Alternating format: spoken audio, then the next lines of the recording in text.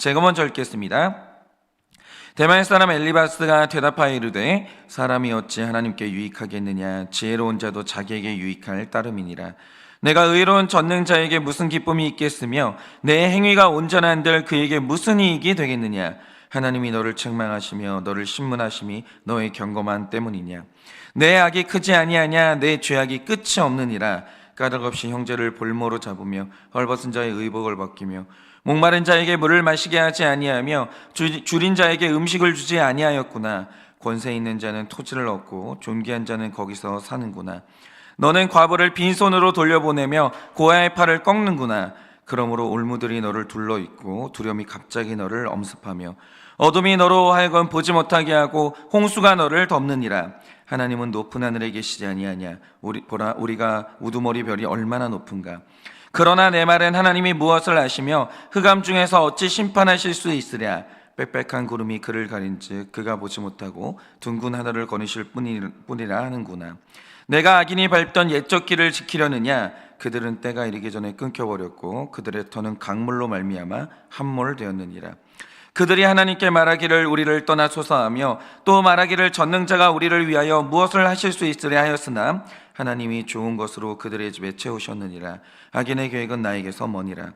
의인은 보고 기뻐하고 죄 없는 자는 그들을 비웃기를. 다 같이 읽겠습니다. 우리의 원수가 망하였고 그들의 남은 것을 불이 삼켰느니라 하리라. 아멘. 기도하겠습니다. 하나님, 우리가 하나님을 다 알고 있습니까? 우리가 혹시 하나님을 오해하고 있지는 않습니까? 하나님을 다 알아야 하나님을 아는 것인데 하나님을 다 안다는 것이 무엇이겠습니까? 주님, 오늘도 우리가 하나님에 대해서 다 알기를 원하오니 주님 우리에게 알려주시고 우리가 부족한 부분이 있으면 채워 온전한 주님을 만날 수 있도록 은혜를 허락하여 주시옵소서. 주님, 오늘 이 아침에 말씀하시면 잘 듣겠습니다. 말씀하여 주시옵소서. 예수님의 이름으로 기도드립니다. 아멘. 오늘은 우리가 이제 말씀을 보면서 사실은 한국 교회가 굉장히 이제 강한 부분이 있어요. 그런데 이제 한국 교회가 한국 교회만 그런 건 아닐 수도 있겠죠. 그러니까 이 시대를 사는 우리가 하나님에 대해서 이제 안다라고 할 때 굉장히 약한 부분이 또 하나가 있어요. 오늘 이제 그 부분을 좀 나눠보려고 하는데요. 여러분이 오늘 말씀을 보시면 욥이 이제 길게 자기 항변을 하니까 또다시 엘리바스가 등장을 합니다. 그리고 이제 욥을 책망을 하는데, 그러니까 앞으로 여러분이 욥기를 계속 묵상하시면 욥을 공격하는 또 한 명의 젊은이가 등장하거든요. 이 엘리후라는 사람이 등장하는데, 이럴 때 이제 그 엘리후는 그 사람이 등장할 때 이제 한번 보는 걸로 하고요. 아직까지는 그러니까 욥에게 세 명의 친구들이 공격을 하는 중입니다. 그런데 이제 가만히 보면 세 명의 친구가 조금씩 특징이 달라요. 그래도 이제 세 명의 모습 속에 전부 제 모습이 있기는 하지만 완전히 똑같지도 않은 부분들이 있거든요. 예를 들어서 빌닷 같은 경우는 이 천재 기질의 차갑고 논리적인 사람인데, 게다가 맺고 끊는 게 정말 확실해요. 내 경계 안에 있는 사람, 내 경계 밖에 있는 사람, 이런 게 굉장히 확실한 사람이 빌닷이거든요. 그런데 이제 빌닷 같은 경우에 적극적이라는 부분에서는 굉장히 저랑 비슷한 부분이 있긴 한데, 저는 이제 빌닷처럼 천재적인 기질의 사람도 아니고, 빌닷과 다르게 저는 경계가 너무 없는 게 문제예요.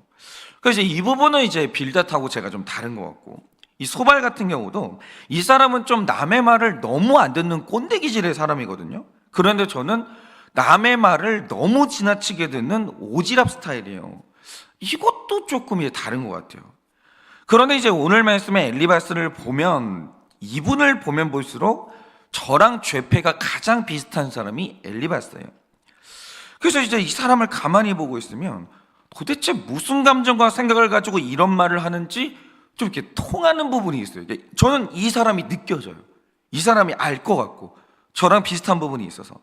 그래서 이제 엘리바스의 글을 읽으면 좀 친근하기도 하는데 한편으로는 너무 찔려서 제일 아픈 사람이 이 사람이거든요. 그런데 역시나도 오늘도 엘리바스는 죄를 짓고 있는 중입니다. 열심히 죄를 지어요. 그런데 이 엘리바스가 죄를 짓는 태도가 굉장히 흥미로운데, 이 사람이 죄책감이 없어요. 오히려 확신 가운데 죄를 짓는데 자기가 옳다는 확신 가운데 계속해서 죄를 짓는 중이에요. 그런데 이럴 수 있는 이유가 뭐냐면 그가 알고는 이렇게 이 죄를 못 지어요. 그러니까 이 모습을 보고 있으면 하나 확실하게 알겠는 게 있는데 그가 모르기 때문에 이렇게 죄를 져요.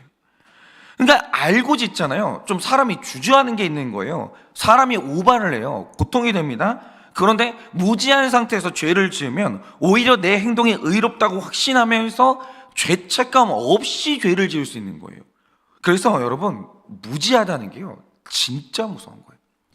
그러니까 여러분도 아시겠지만 이 조직이 거대하면요, 그러니까 위와 아래가 소통이 잘 안 되면서 위에서 어떤 의도로 나한테 이런 일을 시키는지 모를 때가 있거든요. 그러니까 독일의 병사들이 유대인들을 죽일 때요 죄책감이 없었어요. 옳다는 생각을 가지고 이게 했다라는 거죠. 이유가 뭐냐면 무지했거든요. 무지한 게 죄예요. 무지한 사람이 제일 무서워요. 그러면 이제 엘리바스가 이제 심각하게 무지한데, 그러면 이 엘리바스가 가진 이 무지의 정체가 뭔지 오늘 우리가 이걸 좀 보자 이거죠. 자, 여러분이 누가복음 15장을 보시면요, 두 아들을 뒀던 한 아버지 이야기가 등장을 하거든요. 우리는 이 본문을 일컬어서 집 나간 탕자의 이야기라고 하는데, 이걸 이제 지금은 돌아가신 팀 켈러 목사님도 이런 문제 제기를 하셨는데, 도대체 왜 이 이야기의 제목이 집 나간 탕자의 이야기인지를 모르겠다는 거예요. 왜 우리는 렘브란트의 이제 그림을 봐도 그렇고 왜 이 이야기의 초점이 둘째한테 맞춰져 있는지 그게 의문이라는 거죠. 여러분이 이 말씀의 시작인 누가복음 15장을 보시면요, 예수님 곁에 유대인들이 가장 정죄했던 세리와 각종 죄인들이 와서 말씀을 들어요. 그런데 바리새인과 서기관들은요, 이게 이해가 안 되는 거예요. 아니, 저 예수가 진짜 율법 가르치는 사람이라면 세리와 죄인들을 호통을 내면서 이렇게 쫓아내야지, 오히려 그들과 가까이 지내면서 이들에게 말씀을 가르쳐 주는 거예요. 그러니까 이 바리새인과 서기관들이요, 이거에 대해서 비방을 하면서 수군거리기 시작합니다. 그러자 예수님이 바리새인과 이 서기관의 죄를 고발하면서 그날 두 가지 이야기를 해줘요. 자, 너희가 너희를 스스로 옳다라고 하는데 지금 내가 이야기를 해줄 테니까 너희 문제가 얼마나 심각한지 좀 깨달아봐 라고 하면서 예수님이 두 가지 이야기를 해요. 하나는 잃어버린 동전을 애타게 찾는 한 여인의 이야기고, 또 하나가 두 아들을 뒀던 이 아버지의 이야기예요. 그러니까 이 이야기는요, 세리의 죄를 고발하는 이야기가 아니고요, 바리새인의 죄를 고발하기 위해서 이 비유가 등장을 한 거예요. 그러면 우리가 생각을 해보자 이거죠. 이 이야기에는 아버지의 유산을 미리 받아서 집을 뛰쳐나간 다음에 허랑방탕하게 쓰다가 돌아온 둘째가 있고, 다시 말해 탕자가 나오고, 또 한 명 아들이 아버지 집에서 바른 생활을 하면서 살고 있지만 둘째가 돌아왔을 때 그 둘째를 비판하고 돌아온 둘째를 위해서 잔치를 하는 아버지를 비판하는 첫째 아들이 등장해요. 그러면 첫째 아들과 둘째 아들 중에 누가 바리새인을 상징하겠습니까? 당연히 모범생으로 사는 첫째 아들이 바리새인을 상징하죠. 그런데 예수님이 이 이야기에서 진짜 문제가 된다고 생각하는 아들이 누구겠어요? 첫째요, 둘째요? 집 나갔다 돌아온 둘째 아들이 아니고요, 집에서 착실하게 살고 있는 첫째 아들이 이 이야기의 주인공이에요. 예수님이 그러니까 바리새인을, 이 아들을 들어서 이제 바리새인의 죄를 말해주는 거거든요. 그래서 사실 이 이야기의 중심은요, 집 나간 둘째가 아니에요. 집 안에 사는 첫째이기 때문에 이 이야기의 제목은 집 나간 탕자가 아니고요, 집 안에서 사는 탕자가 돼야 되는 거예요. 그런데 사실 이 이야기에 등장하는 첫째를 가만히 보고 있으면요, 진짜 도덕적으로 율법적으로는 잘못한 게 없어요. 이게 막말로, 제가 좀 시장 언어를 쓰는 걸 좋아해가지고, 둘째가 싸가지가 없어가지고 아버지한테 가가지고 이 재산을 요구할 때 첫째는요, 아버지한테 요구하는 게 없어요. 둘째가 세상으로 나가서 돈을 펑펑 쓰면서 죄 짓고 살 때 첫째는 여전히 아버지 곁에 살면서요, 열심히 일합니다. 그리고 둘째가 집으로 돌아왔을 때 첫째가 하는 말이 뭐냐, 이놈은 아버지의 살림을 창녀들과 함께 삼켜버린 놈이 아니냐, 이러면서 맹비난을 하거든요. 근데 이게 틀린 말이 아니에요. 다 맞는 말이에요. 둘째는요, 이거보다 더 심한 말을 들어도 할 말이 없는 죄인이에요. 다 맞아요. 다 맞아요. 그러니까 이 말씀에서 둘째가 죄인이 아니라고 하는 게 아니에요. 둘째가 잘했다는 게 아니에요. 둘째는요, 누가 봐도 죄인이 맞아요. 그런데 중요한 건 이거죠. 집에서 착실하게 사는 이 첫째는 도대체 무슨 죄를 지었냐는 거예요. 둘째가 죄인인 건 누구나 다 알아요. 그럼 도대체 이 첫째, 그리고 착실하게 율법대로 살고 있는 그 바리새인들, 이들이 지은 죄는 뭐냐라는 거예요. 여러분, 제가 지금부터 드리는 얘기는요, 자녀를 키워본 사람은 다 공감하는 이야기인데, 자, 이 둘째가 싸가지가 없어가지고 죽은 아버지한테나 요구하는 유산을요, 살아계신 아버지한테 요구를 해요. 아버지, 돌아가실 때 유산 주지 마시고요, 살아계실 때 주세요. 그리고 아버지한테 얘기를 해요. 그리고 이 유산을 받은 다음에 집을 나가버리고 그러다가 밖에서 쫄딱 망하죠. 그러니까 얘가 매를 맞아도 할 말이 없는 죄인이에요. 맞아요. 그런데 이상해요. 부모는요, 규칙만 가지고 설명할 수 있는 존재가 아니에요. 부모는요, 도리만 가지고 설명할 수 있는 존재가 아니에요. 이상한 게 뭐냐면 부모는 부모의 마음이라는 게 존재해요. 이 덩어리가 얼마나 큰 줄 아세요? 이 부모라는 존재에 이해할 수 없는 마음이 있는데, 그게 뭐냐, 우리 젊은이들 생각에 자식이 이렇게 속을 썩이다가 집을 나갔어요. 그러면 이게 규칙이 중요한 사람, 도덕이 중요한 사람, 자녀를 안 키워본 사람들이 하는 생각이 뭐냐, 속이 후련할 것 같죠. 그런데 부모는요, 논리를 가지고 설명이 안 되는 마음이라는 덩어리가 있어요. 이게 부모라는 존재의 굉장히 특이한 특성인데, 부모는요, 이상해요. 착실한 자녀가 집을 나가면 걱정이 안 돼요. 그런데 속을 썩이는 철없는 자식이 집을 나가잖아요. 밥이 안 넘어가요. 걱정이 돼가지고 그날부터 밥이 안 넘어가요. 그리고 부족한 자녀가 내 삶에서 사라지는 그날부터 내 자녀가 겪을 법한 온갖 안 좋은 상황들이 상상이 되면서 내 자녀의 안전이 확인되는 그날까지 부모는 죽어가요. 편하게 잠을 못 자요. 제가 예전에 어떤 목사님의 말씀을 들은 적이 있는데, 저희 같은 목회자들이, 저도 그래요. 지금 내가 안 그래야지 마음은 먹고 있는데, 한 교회를 이끄는 목회자의 자녀면 좀 바르고 거룩하게 자라주면서 부모님의 삶을 증명해 주길 바라는 마음이 버릴 수가 없어요. 이게 내 자녀에게 굉장히 힘든 짐이라는 걸 알면서도 좀 바르게 자라주면 안 될까, 이런 마음이 있거든요. 그런데 어떤 목사님의 딸이 너무 자유롭게 살다가 못해가지고 청소년 시절부터 그 자유함이 우주를 뚫고 나간 거예요. 그러니까 얘가 목회자 자녀로서 눈치를 안 보는 건 당연하고요, 이거는 뭐 안 믿는 애들도 안 하는 비행을 저지르기 시작하는데 감당이 안 되는 거예요.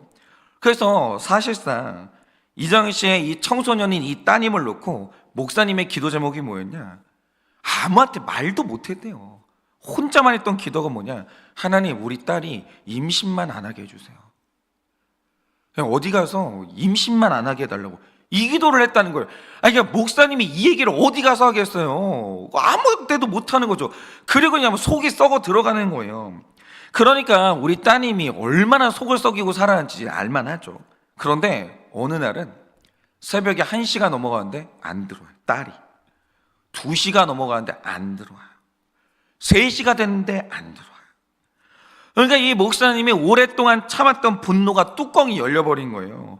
그래서 언제까지 안 들어오나 보려고 잠을 안 자고 기다렸대요. 그런데 결국에는 아침 시간이 거의 다 되는 늦은 새벽 시간에 조용히 들어오는 딸하고 마주치게 된 거예요. 그러니까 이 목사님이 얼마나 화가 났는지 이성이 완전히 잃어버린 거예요. 그리고 소리를 빽 질렀는데 하신 말씀이 뭐냐면, 너 그냥 나가서 죽어. 너 그냥 죽어. 나가서 죽어. 이러신 거예요. 이러고 소리를 질렀는데 이 말을 듣자마자 딸이 문 열고 들어왔다가 문 닫고 그대로 나가버린 거예요. 그리고 40일 동안 생사를 모르는 채로 딸이 사라진 거예요. 그런데 이 목사님이 이 딸을 찾아보려고 노력을 안 해봤겠어요? 친구들한테 전화를 해봤는데 친구들 집에도 안 온 거예요. 얘가 40일 동안 생사를 모르는 거예요. 집을 나가버린 거예요. 그런데 너 나가서 죽어. 내가 이 말을 했거든요. 이 말을 하고 나가버린 이 딸을 두고, 이 딸이 40일 동안 사라졌는데, 그러면 이 딸이 사라졌어요. 40일 동안 아빠는 어떻게 살 것 같으세요? 드디어 알토니가 빠졌구나. 나를 사랑하시는 하나님 감사합니다. 오늘부터 그냥 짐을 벗었습니다. 이랬을까요? 이게 부모가요. 부모가 된다는 건 이게 이상해요. 저도 부모가 되고 나서 알았는데 이 이상한 게 뭐냐면 내 안에 이상한 게 생겨요. 자식이 태어나는 순간 논리하고 도덕 말고 이상한 게 감정 덩어리 하나가 생기는데 자식 키워본 부모님들은요 이때 이 아버지 목사님이 어떤 심정으로 살았을지를 다 알아요. 이 목사님이 말씀하시길 그 40일 동안 자기는 살아는 있는데 죽은 채로 살았다는 거예요. 40일 동안 내 자식한테 미안해가지고 밥이 안 넘어가는 거예요. 내가 나가 죽으라고 그랬는데 얘 나가버린 거예요. 그게 그렇게 후회가 되는 거예요. 내가 왜 그랬을까? 내가 미쳤지. 왜 그랬을까? 미안해가지고 밥을 못 먹는 거예요. 웃어요? 즐거워요? 그런 게 어디 있어요? 웃을 수도 없고 즐거움이 그러니까 완전히 소멸되는 거예요. 그럴 수가 없는 거죠. 자식의 생사가 확인이 안 되는데 그러다가 혹시나 이제 뭐 하루를 살다가 전화가 온다. 혹시라도 이 경찰이 내 딸 시신 찾았다는 전화할까봐 심장이 덜컥 내려가는 거예요. 덜컥. 그러니까 이 자식을 잃은 부모는요 그 다음부터 살아도 산 게 아닌데 그러다가 40일 만에 이 딸이 들어온 거예요. 아무것도 안 물어봤대요. 아무것도. 뭐 했냐? 어떻게 살았냐? 네가 그 시간 동안 뭐 했냐? 아무것도 안 물어봤대요. 그냥 고마운 거예요. 다행이다. 너무 다행이다. 그냥 살아서 돌아와 준 게 고마운 거죠. 근데 이 고통은요 이거는 저도 부모가 돼서 알았는데 이거 어떻게 설명이 안 돼요. 이 고통은 당해봐야 아는 거예요. 그런데 이 말씀에 나오는 아버지가 이랬다는 거예요. 둘째가 큰 죄를 짓고 집을 나가는데 이 아버지가 알잖아요. 이 아들이 철이 없어요. 이 아들이 부족해요. 나가면 이 아들이 험한 세상에서 어떤 꼴을 당할지 다 아는 거예요. 그렇기 때문에 이 둘째 아들이 집을 나갔을 때 잊을 수가 없는 거예요. 그리고 둘째가 집을 나가자마자 아버지가 사무치는 그리움을 가지고 한 일이 뭡니까? 말씀을 보면 그런 기록이 있는데 혹시 아들이 돌아올까봐 날마다 문 앞으로 가요. 그리고 집으로 돌아오는 멀리 있는 길목을 계속 바라봐요. 맨날. 그게 아버지를 이 아들을 잃은 이 아버지의 말도 못하는 고통이었다는 거예요. 이게 해결이 안 돼요. 이 고통은요 그 둘째가 돌아오기 그 날까지 해결 안 돼요. 절대 해결 안 돼요. 그러니까 성경을 보면요 이 아버지가 날마다 집 밖에 나가요. 아들이 돌아올 만한 길목을요 계속 쳐다보고 있어요. 이 고통은요 둘째가 안 돌아오면 해결이 안 되는 거예요. 그러다가 꿈에서도 잊지 못했던 둘째가 살아서 돌아온 거예요. 꼴이 말이 아니죠. 돼지가 먹는 쥐염 열매를 먹다가 돌아왔는데 무슨 그 꼴이 말이겠어요. 폐가 망신을 해가지고 돌아왔는데 그때 이 아버지가 네가 가져간 내 돈 어떻게 됐냐고 묻지를 않아요. 어떻게 살았냐고 묻지를 않아요. 어떤 죄를 지었냐고 묻지를 않아요. 살아 돌아왔잖아요. 그걸로 된 거예요. 그래서 말씀을 보면 살아서 돌아와 준 게 얼마나 기뻐하는지 잔치를 시작합니다. 그런데 여기에서 드러나는 첫째 심각한 죄가 드러나요. 그게 뭐냐? 둘째가 집을 나가서 아버지가 죽어가요. 죽어가요. 그거는 온 집안 식구들은 다 알아요. 이 아버지 제가 알 것 같아요. 이 부족한 아들이 집을 나가요. 첫째가 집을 나가면 걱정이 안 된다니까요. 둘째가 집을 나가니까 이 아버지는 밥도 못 먹고 웃지도 못해요. 우울증 때문에 죽어가고 있는데 그게 이 첫째는 자기 일이 아니에요. 아무 상관이 없어요. 그런데 둘째가 돌아와서 아버지가 춤을 추고 기뻐하고 있잖아요. 근데 이 첫째는 그것도 자기 일이 아닌 거예요. 아버지가 둘째를 내서 죽어가도 나랑 상관이 없고 이 둘째가 돌아와서 춤추면서 기뻐해도 이 아들은 그게 나랑 아무 상관이 없는 거예요. 아무 상관이. 그래서 제가 볼 때는 이 첫째 아들을 보고 있으면요 약간 소시오패스 같아요. 원칙이나 옳은 것을 추구하는 것은 좋은데 그거보다 더 중요한 이 아버지라는 존재, 부모라는 존재 안에서 굉장히 큰 덩어리를 차지하고 있는 이 아버지의 마음을 몰라요. 이게 굉장히 중요한 덩어리거든요. 근데 이 첫째는요 이걸 몰라요. 제가 목회를 해보면 아무래도 여성들은 굉장히 섬세한 감성이 있고 남성들이 이제 좀 감성적이라기보다는 원칙적인 측면이 있거든요. 그래서 일어나는, 그러니까 모든 부부에게는 거의 빠지지 않고 일어나는 일인데 그게 뭐냐? 자, 아내가 직장에 갔어요. 직장 상사하고 다툼이 벌어진 거예요. 그래서 너무 속상한 나머지 집에 와가지고 쫙 썰을 풀면서 이게 남편에게 직장 상사 욕을 하는 거예요. 또라이 아니냐고, 뭐 사이코 아니냐고, 막 어떻게 나한테 그럴 수 있냐고 막 욕을 하는 거예요. 그러면 이때 남편이 해야 되는 말이 뭡니까? 이때는요, 전 세계 여성들한테 답이 정해져 있는 거예요. 그냥 생각을 하면 안 되는 거예요, 남자들은. 아내 말에 공감해주면서 편만 들어주면 되는 거예요. 그게 전 세계 남자들에게 영원 무음토록 정해진 남자 역할이에요. 그냥 아무 생각을 안 하면 돼요. 맞지. 아유, 힘들었겠다. 당신 말이 옳다. 어떻게 그 남자는 그럴 수 있냐. 그냥 우린 기계적으로 이렇게 얘기하면 되는 거예요. 생각을 하면 안 돼요. 그런데 이때 아내의 마음을 모르는 남자가 하는 치명적인 말실수가 있어요. 그게 뭐냐? 여보, 우리 이 상황을 객관적으로 생각을 해보자. 여자가 객관적인 걸 원하는 게 아니거든요. 근데 갑자기 남자가 객관적으로 이 상황을 바라보죠. 그리고 당신 상사의 입장도 한번 생각해보자. 요딴 말을 하는 거예요. 정답을 알려주려고 하는 거죠. 이때 남편이 하는 말은 객관적인 말도 맞아요. 정답일 수도 있어요. 그런데 이 순간에 심각한 문제가 뭐냐? 이 순간 아내 안에는 마음이라는 게 존재하거든요. 아내에게는 논리만 있는 게 아니에요. 내 배우자에게는 어떤 상황만 있는 게 아니에요. 인간에게는 굉장히 큰 덩어리 하나가 존재하는데 그 안에 마음이라는 게 존재하거든요. 이 아내는 지금 마음이 힘들어요. 상처받았어요. 그런데 이 거대한 덩어리인 마음을 몰라준다라는 게 굉장히 큰 상처가 된다는 거예요. 이거는요, 죄예요. 마음을 무시하는 것. 인간 안에 존재하는 어마어마하게 크고 중요한 덩어리인 이 마음의 존재를 무시한다는 거, 이건요, 죄예요. 그런데 제가 이 말씀을 왜 길게 드리냐? 오늘 엘리바스가 짓고 있는 죄, 이 무지의 정체가 이거라는 거죠. 제가 늘 말씀드리지만 엘리바스가요, 신명기적인 세계관에 갇혀 있는 사람이에요. 그래서 사람이 율법에 순종하면 복을 받아요. 율법에 불순종하면 저주를 받아요. 규칙은 잘 알아요. 그게 신명기의 수준이라는 거예요. 규칙은 정해졌어요. 규칙까지는 잘 알아요. 그런데 이 엘리바스 같은 율법주의자의 치명적인 문제가 있다는 거죠. 교회 안에 오늘도 존재하고 있는 이 율법주의자들의 치명적인 문제가 있어요. 그게 뭐냐? 하나님이 정하신 규칙은 잘 알아요. 그런데 하나님 안에는 규칙만 있는 게 아니라는 거예요. 하나님을 너무 몰라요. 여러분, 하나님이라는 이 신이라는 존재 안에는 굉장히 거대한 덩어리 하나가 존재하는데 하나님이 마음이 있어요. 하나님에게 마음이라는 이 거대한 덩어리가 존재하는데 사람들이 마음에 관심이 없어요. 하나님의 마음에 관심이 없는 거예요. 그게 문제인 거예요. 무릇 사람이란 모두가 착신한 첫째가 아니라 모든 인간은 다 집 나간 둘째예요. 둘째가 아닌 존재는 아무도 없어요. 전부 다가 집 나간 둘째거든요. 그런데 하나님 아버지가 만약에 우리가 첫째였으면 안 그랬을 거예요.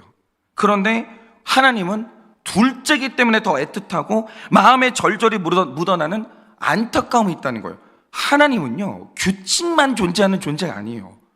하나님 안에는 둘째를 향해서 어떻게 잊을 수가 없는, 둘째가 집을 나가면 어떻게 가만히 살 수가 없는, 만족할 수가 없는 이 절절한 마음이라는 거대한 덩어리가 있다는 거죠.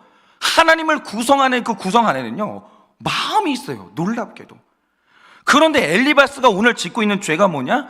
하나님의 마음을 전혀 몰라요. 그러니까 말씀을 보세요. 오늘 2절에서 엘리바스가 하는 말이 뭡니까? 사람이 어찌 하나님을 유익하게 하겠느냐? 논리적으로 완벽한 구조예요. 사람이 뭘 하면 하나님께 유익이 되겠어요? 안 되죠. 논리적으로는 완벽해요. 지혜로운 자도 자기에게나 유익하지 사람의 지혜가 하나님께 무슨 도움이 돼요? 논리적으로 완벽해요. 그리고 3절을 보면 내가 의로운들 전능자에게 무슨 기쁨이 있겠으며 내 행위가 온전한들 그게 무슨 이익이 되겠느냐 이러는데 논리적으로 완벽해요. 완벽해요. 바로 이게 뭐냐? 자녀를 고생 가운데 낳아보지 않은 또 똑똑한 사람들이 하는 말이 딱 이거죠. 제가 청년 시절에 딱 이랬어요. 딱. 어떤 애가 이제 딱 이러는 거예요. 부모님한테 100점 받잖아요.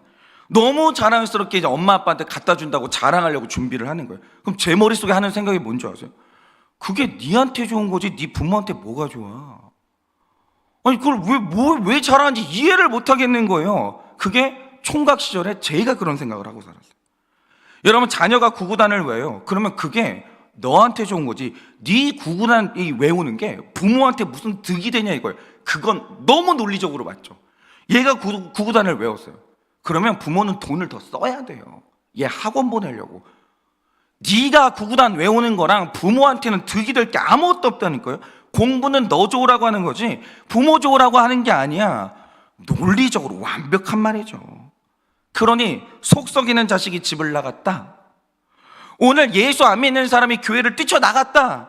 그러면 잘 됐네. 이제 돈 아끼고 속 썩일 일이 없으니까 얼마나 좋은가. 똑똑하고 논리적인 사람은 이렇게 말할 수 있고 맞는 말이에요. 논리적으로는. 마음이 없다면, 인간 안에 하나님 안에 마음이라는 덩어리가 존재하지 않는다면 이거는 100% 논리적인 말이에요. 다 맞아요. 근데 중요한 게 뭐냐? 마음이라는 덩어리가 이 모든 걸 부정하는 거예요. 부모의 마음이라는 건요, 하나님의 마음이라는 건요, 이상해요. 지금도 너무 이상해요. 저도 제가 이해가 안 돼요. 내가 잘 되는 것보다 자식 잘 되는 게 기뻐요. 이게 논리로 설명이 안 돼요. 내 칭찬받는 것보다 지금 저는요, 내 자녀가 칭찬받잖아요. 그게 훨씬 좋아요. 그러니까 내 자신이 뭘 누리는 것보다 내 자녀가 뭘 누린다? 그게 나에게 더 득으로 느껴져요. 속 썩이는 자녀라도 그 자녀가 사라지면 부모는 슬픔 가운데 죽어요. 그러니까 그 자녀가 없어지면요, 경제적으로는 훨씬 풍요해져요. 나가는 돈이 없잖아요. 이상해요. 내 돈 쓰거든요, 얘가. 얘 때문에 내가 쓸 게 줄어들거든요. 근데 얘가 사라지잖아요. 죽어가요.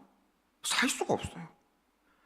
그런데 우리를 낳으신 하나님 이 안에 마음이라는 이 논리로는 설명이 안 되는 마음이라는 거대한 덩어리가 존재한다는 거예요. 그런데 엘리바스가 이 마음을 무시하는 거예요.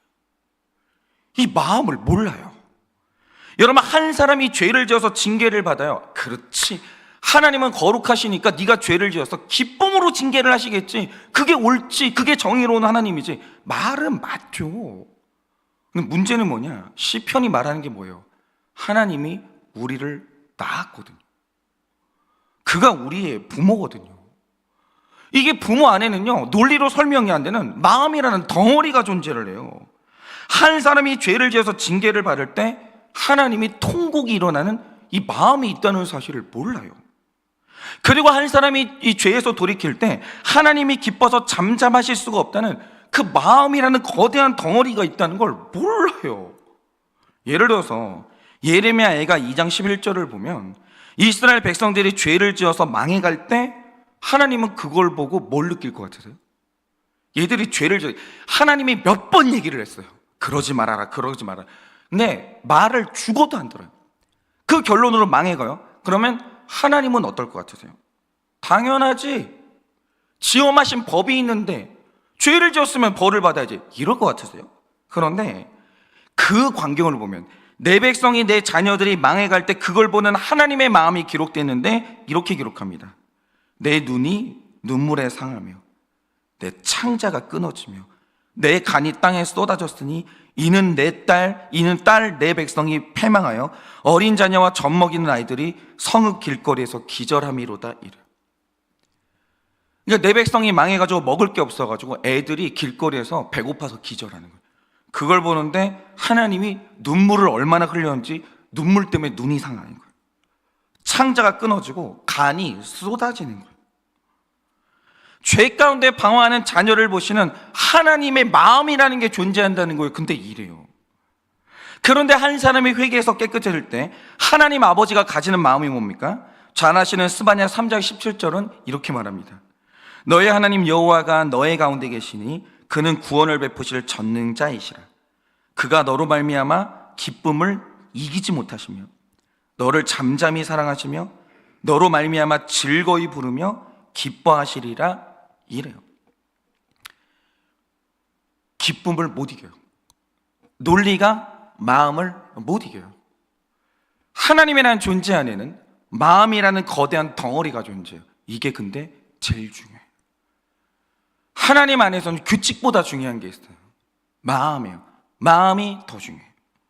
여러분, 하나님은요, 마음이 있어요. 그래서 한 자녀가 고통받을 때 그분은 평안할 수 없는 것이고, 한 사람이 회개할 때 기쁨이 이기지 못해서 잠잠할 수가 없는 분이에요. 그래서 세상이 죄로 물들었을 때 가장 슬퍼하는 존재가 뭐냐? 여러분이 아니에요. 하나님이에요. 여러분 자녀가 잘 안 될 때 더 슬퍼하는 존재가 누구냐? 여러분이 아니에요. 착각하지 마세요. 하나님이에요. 여러분은 모두 한 사람의 고통만 느끼시죠? 그런데 세상 모두의 고통을 한꺼번에 짊어지고 있는 유일한 존재가 누구냐? 하나님이에요. 이 우주에서 제일 고통받는 존재가 누구냐? 하나님이에요. 여러분이라고 착각하지 마세요.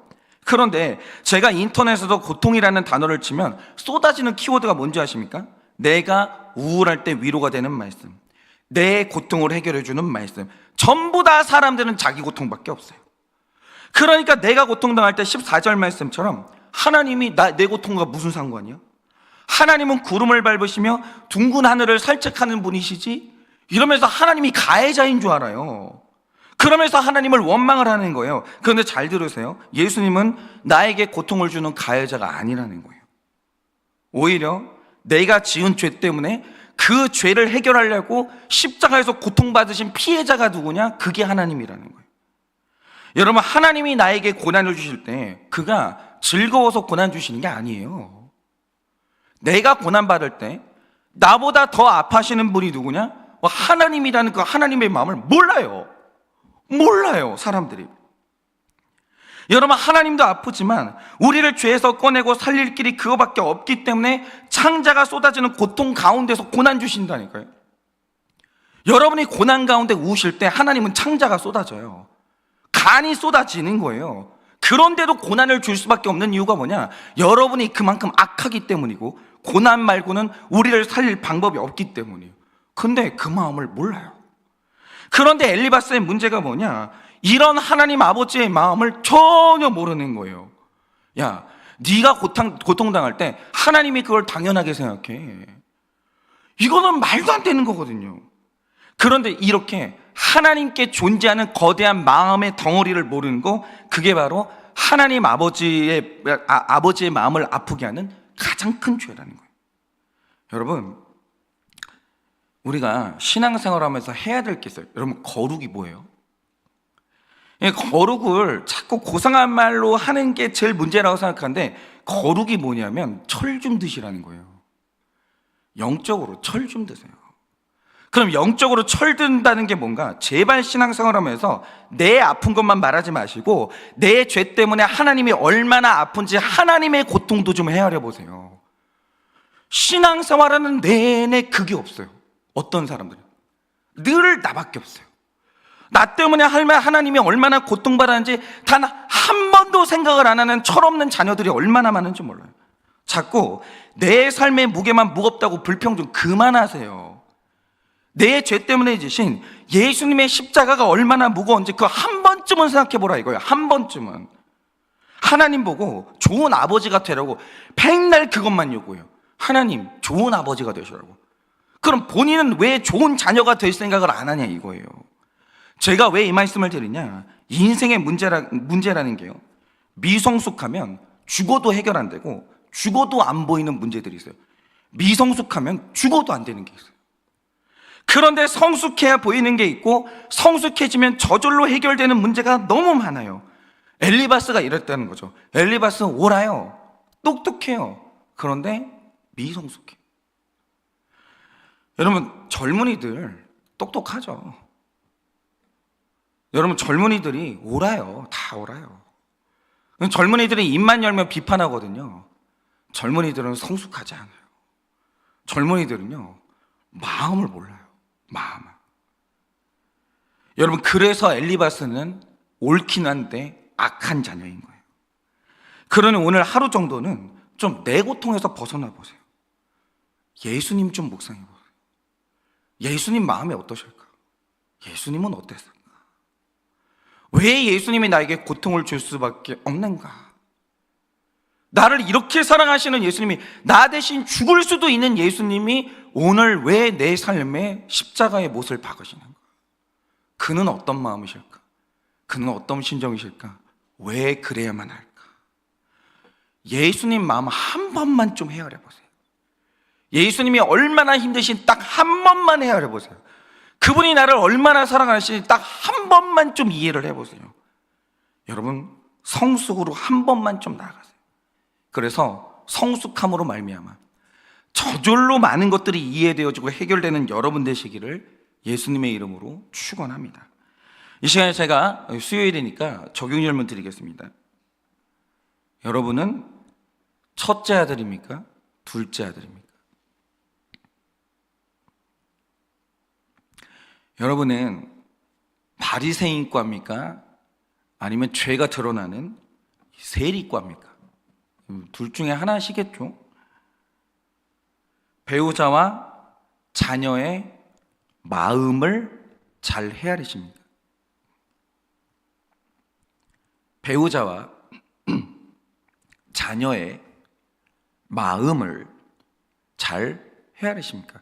이거는 여러분이 답을 내지 마시고 물어보세요. 배우자한테 물어보세요. 나는 당신 마음을 잘 아는 것 같아? 자녀한테 물어보세요. 나는 네 마음을 잘 알고 있니? 물어보세요. 아시겠죠? 지식과 규칙으로 대하지 않습니까? 지식과 규칙, 정답으로 대하지 않습니까?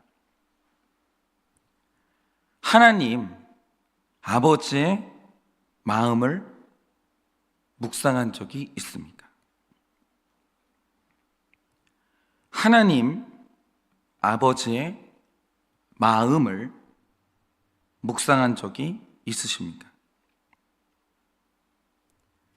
하나님께 효자, 효녀가 되어 봤습니까?